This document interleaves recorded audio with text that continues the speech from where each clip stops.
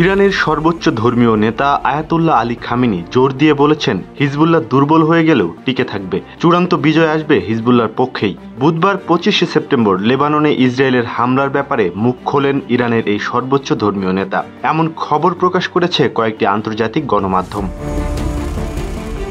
কাতার ভিত্তিক গণমাধ্যম Al Jazeera সূত্রে জানা গেছে, ইরানের সর্বোচ্চ নেতা আয়াতুল্লাহ আলী খামেনি বলেছেন, হিজবুল্লাহর কার্যকরী ও মূল্যবান কয়েকজন সদস্য শহীদ হয়েছেন, যা নিঃসন্দেহে গোষ্ঠীটিকে ক্ষতিগ্রস্ত করেছে। তবে এটি এমন কোনো ক্ষতি নয় যা তাদের নতজানু করে ফেলতে পারবে।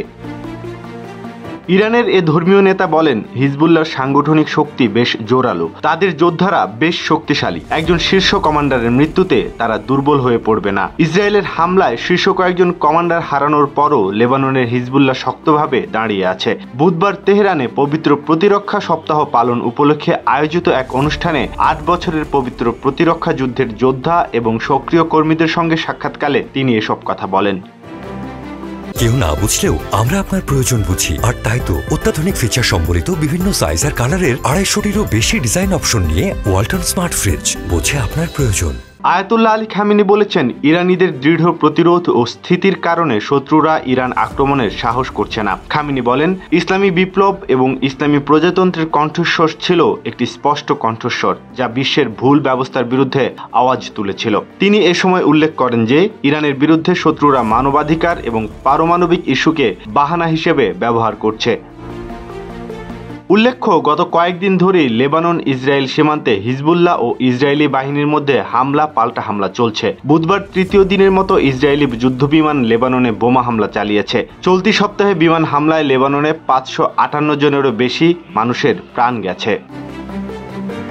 ওয়াকিটকিতে ইলেকট্রিক সংকেতের মাধ্যমে দূর বিস্ফোরণ ঘটিয়ে লেবাননে বড় আক্রমণ চালিয়েছে ইসরায়েল। এতে অন্তত 39 জন প্রাণ হারিয়েছে। এই আক্রমণে হিজবুল্লাহর জ্যেষ্ঠ কমান্ডার ইব্রাহিম আকিল ও ইব্রাহিম মোহাম্মদ কুবাইসি সহ গোষ্ঠীটির অনেক জ্যেষ্ঠ নেতা নিহত হয়েছেন। গত বছরের অক্টোবরে গাজায় যুদ্ধ শুরু হওয়ার পর থেকে প্রায় প্রতিদিনই লেবানন ইসরায়েল সীমান্তে হিজবুল্লাহ ও ইসরায়েলি বাহিনীর মধ্যে হামলা পাল্টা হামলা চলে আসছে। লেবানন ও সিরিয়ায় হিজবুল্লাহ সদস্যদের ওপর ডিভাইস হামলা হলে গত সপ্তাহে দুই পক্ষের মধ্যে উত্তেজনা নাটকীয়ভাবে বেড়ে যায়। এদিকে ইসরায়েলের আক্রমণ সম্পর্কে যুক্তরাষ্ট্রের অবস্থানকে মিথ্যা আখ্যায়িত করে ইরানের সর্বোচ্চ নেতা বলেন, আমেরিকানরা ইসরায়েলি অপরাধ সম্পর্কে অবগত এবং তারাও এতে জড়িত। তিনি আরও উল্লেখ করেন, বর্তমান মার্কিন সরকার আসন্ন নির্বাচনের জন্য ইসরায়েলি সরকারকে সমর্থন করছে, কারণ তারা চায় নির্বাচনে ও ইসরায়েলের বিজয় সুনিশ্চিত করতে। তবে আমেরিকান মুসলমানদের ভোট পাওয়ার জন্য তারা এমন ভান করছে যেন তারা এতে জড়িত নয়।